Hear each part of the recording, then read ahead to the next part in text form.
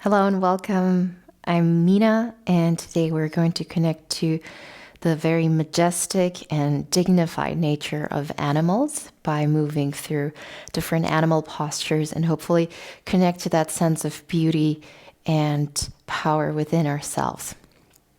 I'm a yoga teacher as well as a certified yoga therapist.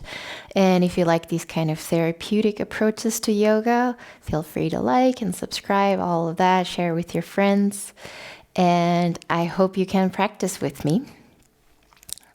So the topic of body image is something that's near and dear to me. And although we talk a lot about improving body image and positive body image, which I'm all for, we're still connecting to sort of a sense what it means to look from outside to the inside. And I think a huge transformation comes from when we start to connect into beauty that's really within us. It sounds so cliche, but it is really, really true and very powerful. And when we look at different animals, elephants and cobras and birds and even critters can be really, really amazing and beautiful. I mean, we wouldn't think, oh, the giraffe has a too long neck or, that dog, its hair is too short or whatever. We wouldn't even imagine of criticizing any of those animals in the way. And we're just animals ourselves. We're mammals, and we're very, very dignified in our essence and of spirit when we really get to connect to that. And then the clutter of this outside in gets slowly replaced with what we feel from the inside, and that gets expressed towards the outside. So switching this paradigm from outside in to inside out. And we're going to use animal postures for that, like in a kids yoga class. And we'll start in Garudasana, seated. So it's not the full posture, the balancing posture. But we'll just start by giving yourself a big hug to just arrive in the space. You can even close your eyes. Sitting however you want to sit. I have all these props around me that you see. They're there to make you feel even more powerful, even more fully grounded and connected to yourself. So you might need those later. Good. So giving yourself just a hug. Closing your eyes. And when you give yourself a hug like this, you can maybe feel your breath a little bit more intensely. As the chest rises and falls with your breath. Good. Feeling your sit bones connected. I'm sitting on a little blanket. You can sit flat on the ground. You can sit on a chair. Good. Just feeling the width and openness in the back of your body. Space in between your shoulder blades that gets moved a little bit through the breath as the inhale moves in between your shoulder blades. And the exhale melts any tension you might still be carrying in your jaw, your pelvis. Good. And maybe there's an intention you'd like to set for today. To be really kind to yourself. Maybe to be curious towards the beauty that's within. And perhaps just to be open to the different powers and the spirits that these different body animals can embody. Good.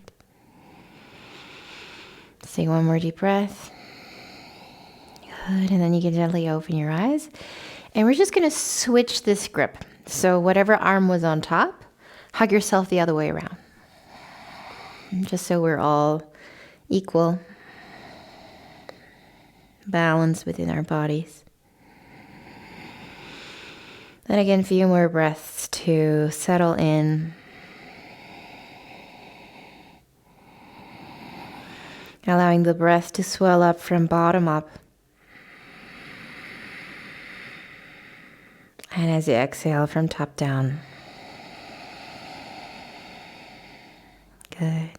If you like to practice with a gentle Ujjayi breath, the ocean sounding breath, you're welcome to invite it in here. Gently constricting the back of your throat to make a hissing sound.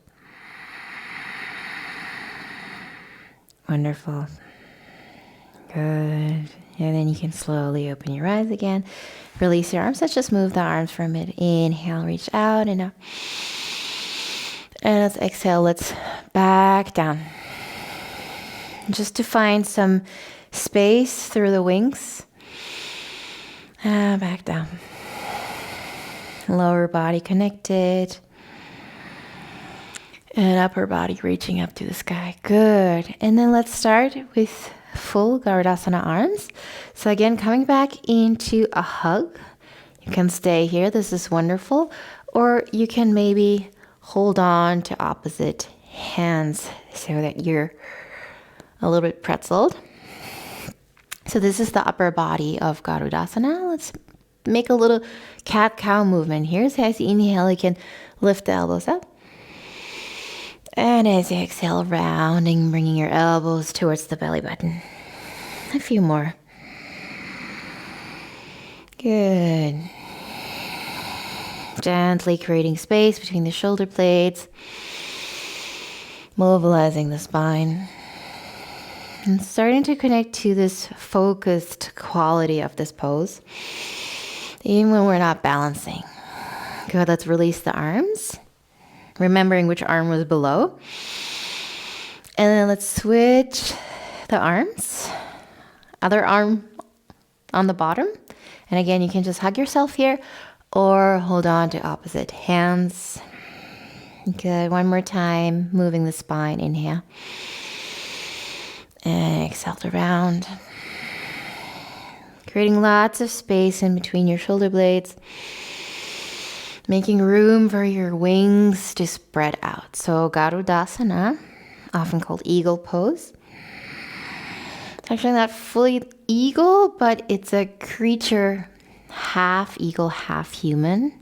It's a mystic creature. It's the king of all birds. Okay, let's switch arms one more time.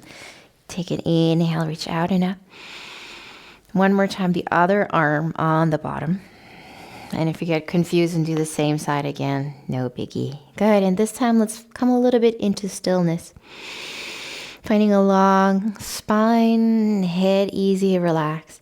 And just can relax the shoulders here a little bit. Good, maybe closing your eyes for a moment. If it's too much, just holding on to opposite shoulders. And connecting to the soaring, light, an expansive quality of the eagle. And Garuda, this mystic creature, is the one that connects earth and sky.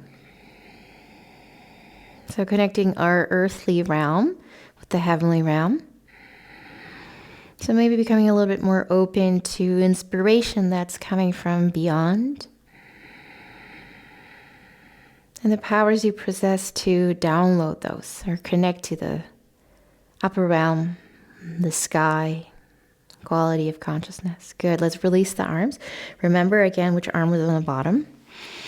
Reach out enough, shoulders getting really warm. And then exhale, last time swinging the opposite arm in the bottom, connecting to your eagle arms and finding some stillness. Releasing any tension in your hips and your legs that you don't need to hold. And also in the shoulders. Softening your neck. And if you can visualize an eagle or any flying large bird. And the way they can glide, soar through the sky. And be so still and calm. Like they're really conquering the sky. Inviting that stillness and expansion into our bodies. Good, and you can finally release the arms. Reach out and up. One more time, flapping your wings.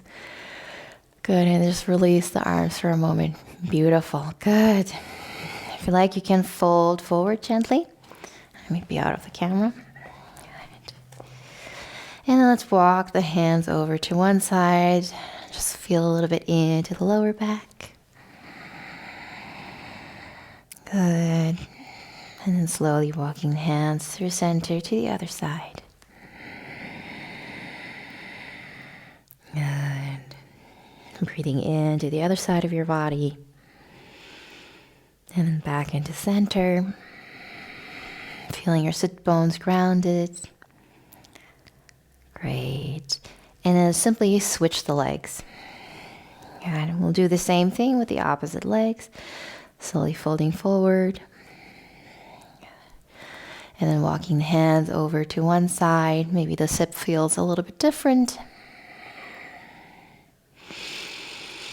Still allowing the breath to permeate the body. Walking the hands over to the other side. Good. Staying soft and relaxed in your upper body. Grounded and strong in your lower body. And then again back to center. And then let's slowly come up. Good. From eagle, we're going to come into cow-faced pose. So I'm going to move back a little bit so I can extend my legs. Shake your legs out. And you can, I'm sitting on a little folded blanket. You can sit up on a little bit more. And we're going to start by bending the right knee into the chest and then crossing the leg over center. Good. And then we want our knees to more or less stack on top of one another. So creating the sense that the knees are kind of crossing in the center, thigh or hip adduction, moving into the hip. You can stay here or you can bend the other leg as well so that both knees are on top of one another. Good. Just getting used to this leg position for a moment. If possible, allowing both sit bones to drop. And then you can start by lifting the left arm up towards the sky and creating some space here through the front of the arm. Good. Beautiful. You can simply stay here or extend the right arm out to the side, palm facing back, and then maybe the fingertips are there. Maybe they're not there at all, in which case you can grab a strap with your upper hand and create a little bind here. So we're going to stay here a little while, so make sure the bind is such that you can comfortably breathe into. Continue to open through the shoulders, opening through the hips. And this is cow face pose or Gomukhasana, depicting the gentle and really calm, cute face of a cow.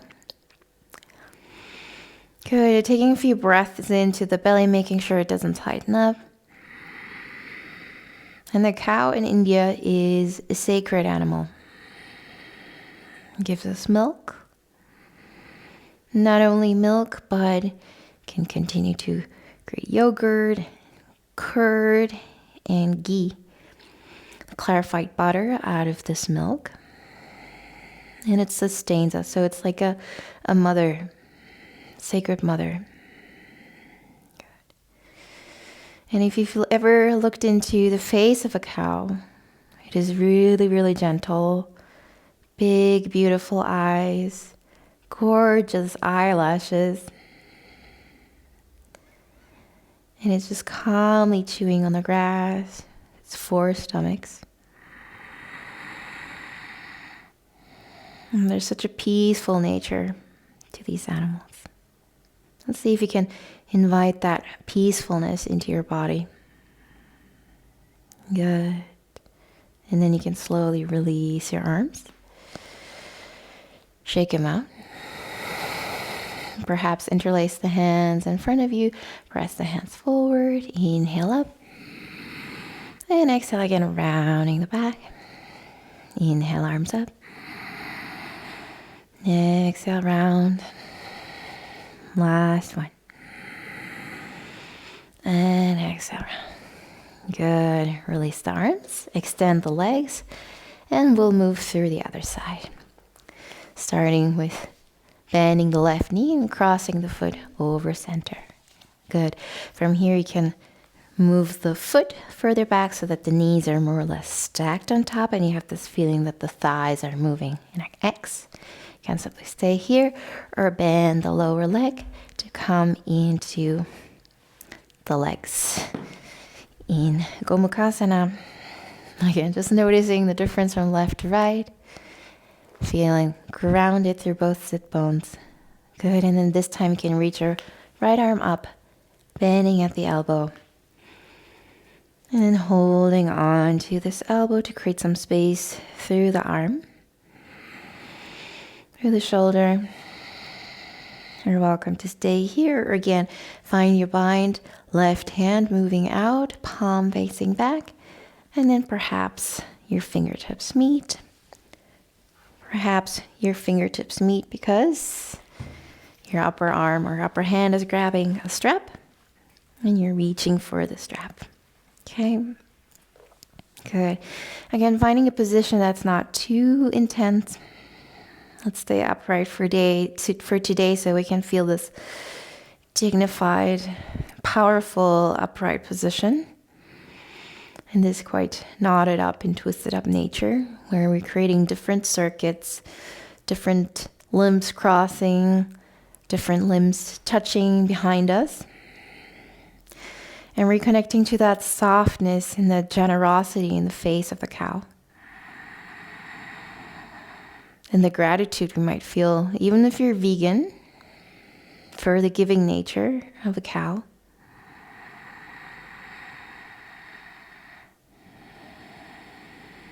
And then no one would criticize a cow for being spotted the wrong way or for its lashes to be slightly shorter than the other cows. It's just beautiful in its presence, in its quite robust structure of the bones. Also the face, it's quite big, but it's just beautiful. Good. And inviting that spirit or the quality that the cow embodies into your body. Peaceful, grazing, giving nature. Good, and let's slowly release. Fingertips interlacing, hands move forward. Inhale, reach up. And exhale, round. Good. Inhale, hands up. Just to get the blood flow back. Gentle movement. Inhale. And exhale. Good. All right. Release. Extend the legs. And let's cross the legs to come forward onto all fours. And as always, you can pad your knees. Being kind to yourself. Good. And then I like to take my time to arrive here really on all fours. And then every time I come into this very, very simple position, I'm very surprised and astounded by its power. We'll go through cat and cow one more time, cat and cow. If you like, you can move a little bit your hips so you can really arrive on all fours. So most mammals are walking on all fours. A lot of also amphibians, reptiles on all fours. And this is such a balanced and strong position to be in, even for us humans who've learned to walk upright. This is a wonderful way to connect to a little bit more of a primal, raw nature within us. Good, and then when you're ready, slowly coming into the center, and let's drop the belly to come into a cow belly. And as you exhale, rounding the back, moving into a cat. Good, a few times. Don't have to connect so much with the quality of cow and cat, but just being on all fours. This primal quality this connection to earth, to ground. Wonderful.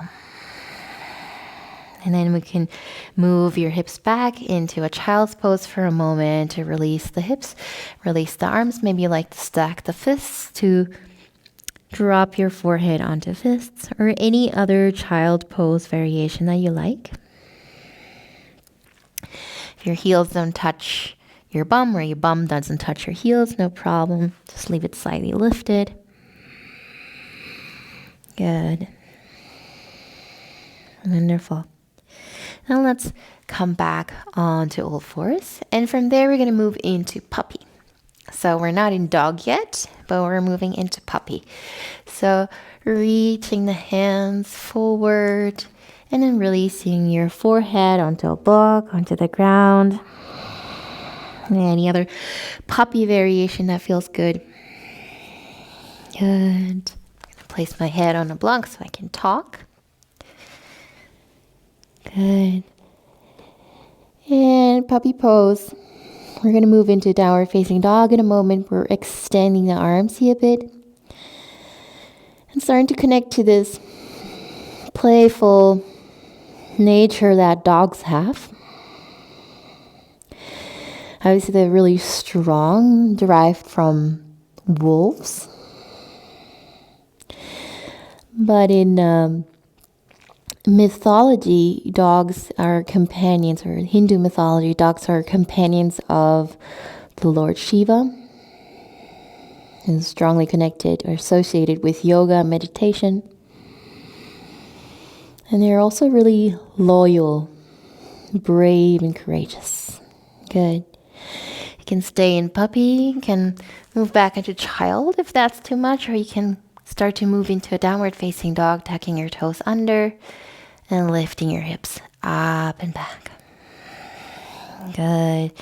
And then you can walk out your first downward facing dog, relaxing the head, finding a softness through the neck, through the shoulders. Good. And coming into stillness. We're not going to stay here for too long. It used to be called dog stretch, as dogs do, creating length here, connecting to the loyal, brave, playful quality of dogs. And then slowly lowering onto your knees. Good. We're gonna sit up on our heels. If sitting on your heels is uncomfortable, you can always sit on a block or two, as many as you like. And we're gonna widen the knees a little bit wider for Simhasana or lion's pose. Good.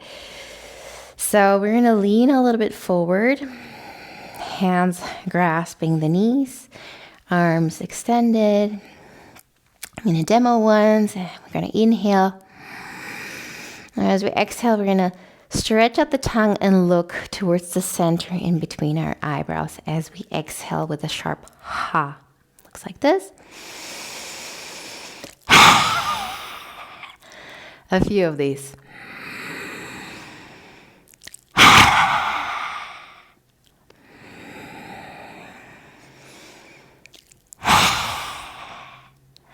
And you can continue a few more rounds as I talk a little bit more about the lion. So obviously the lion's such a majestic and strong leader quality, and the roar that it lets out, there is something uncontrolled about it. You can't roar and be hesitant. And sometimes you have to move into the realm of uncontrolled and to release some things, to express things that you didn't think belonged to your character. You know, we don't always have to be so controlled and in line. There can be some wildness within us. Let's connect to the wildness one more time. Good. And then just sit back, palms maybe up, and close your eyes for a moment and just notice the effects of this posture. connecting to your inner lion.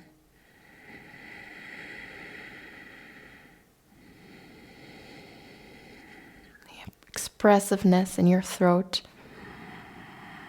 The power that's coming from the support of your belly. And the crazy face that you're making. It's all part of letting go, letting loose, being wild sometimes. And it's all beautiful. Good. You can slowly open your eyes again and we'll roll over our knees to come into a cobra. Today I suggest you can either come into cobra with a little bit of a blanket folded underneath your pubic bone. So the pubic bone is just on the edge of the blanket. A few more blankets would be better, or even a bolster. Same position for the bolster. The pubic bone is just on the edge of the bolster. I'm going to come into a sphinx to begin with. If you don't have any props and you just want to come into a cobra on the floor, that's also perfectly fine. Good. Just giving your body a moment, time, maybe in crocodile pose, just lying down, or in sphinx pose with your elbows underneath your shoulders to arrive here in a prone position. So we've been sitting or we've been half inverted in downward facing dog. So now we're prone. Our bellies are down on the ground, the tops of the feet are on the ground, and the hands are on the floor. Good. And so when you're ready, we're going to come softly into cobra a few times. You can walk your hands back a little bit. Hands can even come off of the mat, pointing outward, so that you can slowly start to inhale, lift the chest, and exhale back down. Let's do it a few times. Inhale, lift chest. And exhale, release. And this bolster really helps to relieve any kind of pressure in the lower back. Good. And the next time you're up, you're going to stay there for a few breaths. Make sure you're only up as high as you can feel, that there's no compression in the lower back. Your spine is free and your head is free to move. Good. And cobra, or bhujangasana, actually means snake pose. And this position is depicting the snake or cobra upright in its heightened state of awareness, maybe even fear. But it's also very, very attentive. It's very fierce and hyper aware. Good. Let's take one more breath in. Good. And slowly release. You can rest your head on one side. I'm going to go back in one more time. And just relaxing the spine for a moment. Good. Creating space in the lower back. Moving out of this heightened state of awareness. Good. We're going to go in one more time. Replacing the hands. Maybe this time a little bit closer towards your hip bones. It's going to make the back bend a little bit stronger. I'm going to move the fingertips outward. And then rolling the shoulders back, pressing the toes into the ground to come up one more time to bhujangasana. Good. And then creating lots of space in between your ears and your shoulders. Shoulder blades moving down. And then finding the gaze wherever your heart is pointing at. Good. If you're down here, your gaze is down. And maybe if you're a little bit higher, might be gazing forward. And here, reconnecting to that state of heightened sensibility. Maybe even a little bit of a fear. But also knowing that you can overcome your fears. And in that heightened state of awareness, sensibility, maybe your peripheral vision opens up. Just as much I'm looking forward, I'm also looking back behind me. And there is a softness from which I can attack or just chill if unnecessary. Good. Let's take one more breath in. And then slowly release, gazing towards the other side. Resting your spine. And as you're lying here, just visualizing a snake. Even if you're afraid of snakes, you can't deny the fact that they're majestic, that there's something beautiful, something deep, as is with any animal. Good. Let's press back into a child's pose. Press the hands into the floor and move your hips back. Good. You can even leave the bolster there for a moment if you want a more restorative child. And giving your lower back the space to unwind. Nice. Taking a few breaths into your kidneys, to the lower back, to calm the nervous system back down from this heart opening. From there, we're going to lift our upper body up and we're going to move into fish pose. I suggest a restorative variation, so you can lie onto your bolster like this, bringing the sacrum close, and then lying yourself down, arms extended, just finding a passive position for the heart to be open. If you have blocks, then you can also place one block underneath your heart and then one block under your head, making sure there's a spaced out in a good manner. One block in between the shoulder blades. And then the head doesn't have to be lower than the head for today. Good. And then finding space for your arms to spread out, for your feet to splay out. Good. And then taking a few breaths here to air out your heart. And fish pose, or Matsyasana. Matsya is an incarnation or an avatar of Vishnu. Vishnu being the preserver of the universe. And he represents the power to bring balance between the earth and the ocean or the sea. So we started with Garudasana, restoring balance or connecting earth and sky. And now we're connecting earth and water or the sea. So our ability to connect to the unknown, to the world of the underground, the darkness within us, our emotions. It's not always visible above the water, but it's such an immense power. It is a skill and a gift that we can develop over time so that we here, the visible, can always be connected to that which is invisible within ourselves, within the outside world, with other people.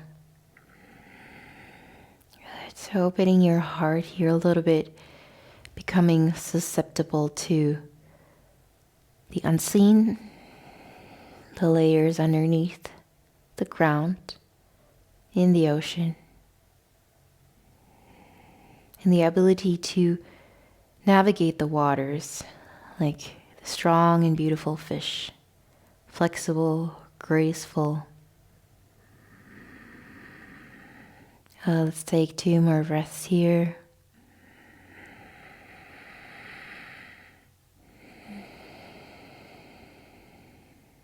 Wonderful. And then you can slowly press into your elbows again. So lift your head up. Get rid of those blocks. Get rid of the bolster. And then lying all the way down. And just letting the blood pool back into the back of your heart. And move into Shavasana. You can lie flat on the ground. You can always place a bolster or a little rolled up blanket underneath your knees if you feel that Your lower back needs a little bit support. Good. I'm going to sit up to talk you through your Shavasana. You are welcome to just get cozy, maybe put on a few layers, maybe cover yourself with a blanket. Good. And once you've found a position that is comfortable, taking a few breaths in through the nose, out through the mouth.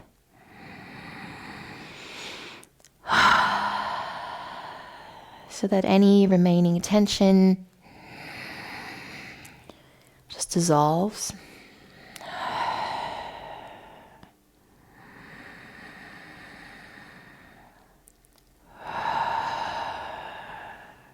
Good.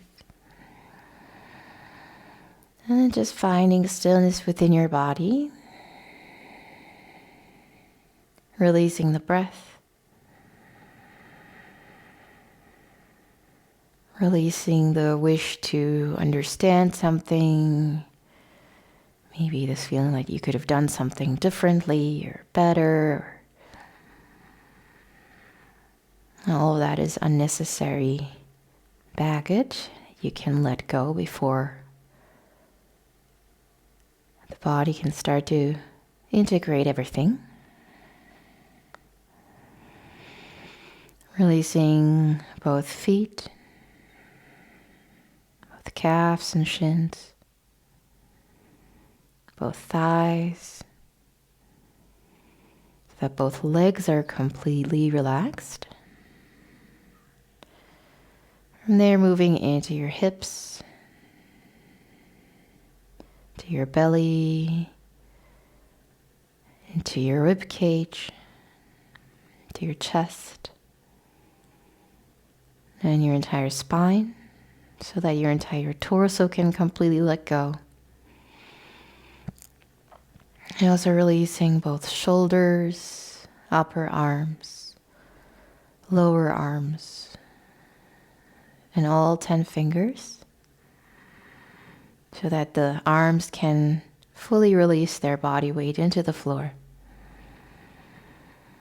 And also your entire face, your facial expression through your mouth, the cheeks, the eyes, the eyebrows, your forehead, also through the crown of the head, the back of the head, and through your neck, so that the weight of the head can release itself into the mat. Your entire right side of the body, your left side of the body, both the front of your body as well as the back of your body, and your entire body. Your entire body is completely softening, releasing into the floor, being carried by the ground and the props underneath you.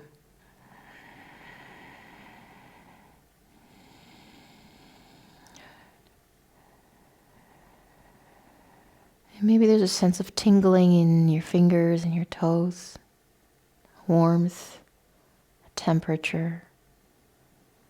Maybe you don't feel anything. All of those are completely fine. And as we've moved through the different qualities and essences of these different animals that are all majestic, all dignified in their being and in their natural way,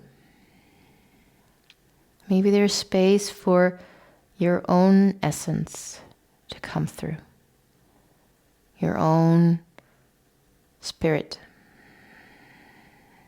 Maybe you felt a kinship more with one animal than the other. And that's also completely fine, interesting. And maybe there is your own unique quality or spirit that is ready to shine through. Maybe it's just a hint, Maybe you have no clue. Or maybe it's already there within your body, but just the mind can't really grasp it yet.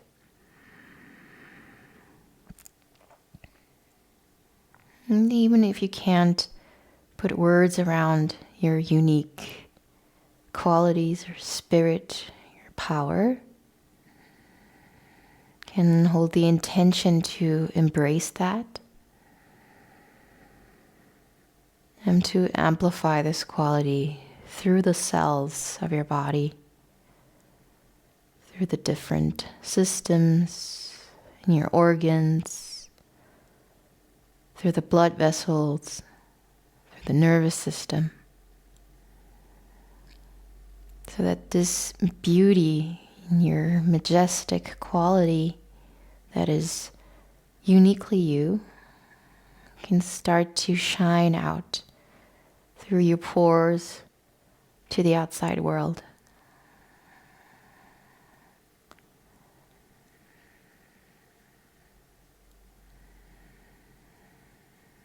Allowing this image of your unique inner quality piercing its way through to the outside world, to be seen,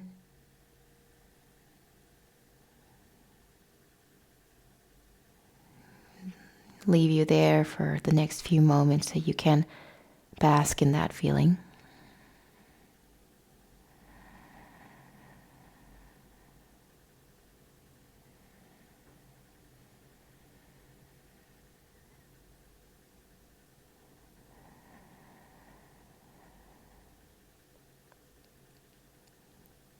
Wonderful. And remembering that you have those qualities and that beauty and the power within you, always, at all times. Even if you forget about it for a moment, it's always there within you, and then no one can take that. Maybe bringing your hands on top of one another in your position lying down. Kind of store that power within your heart.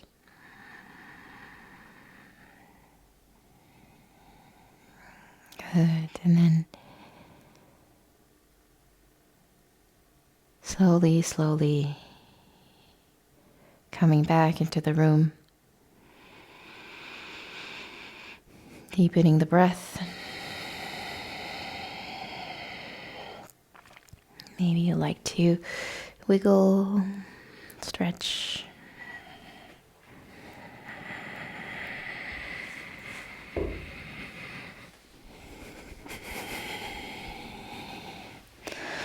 Eventually rolling on to one side of the body. Close up the front of the body.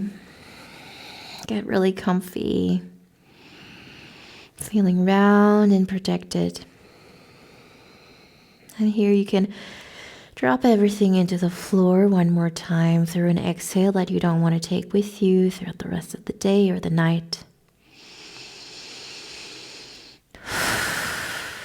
Good, and then slowly pressing yourself back up. I invite you to come back into a seated position, seat of your choice, so we can close the space together that we opened up. I'm going to bring my hands together in front of the heart and bow my chin in towards heart center in a gesture of gratitude. And I thank you so much for sharing this practice, and I wish you a wonderful day. Thank you.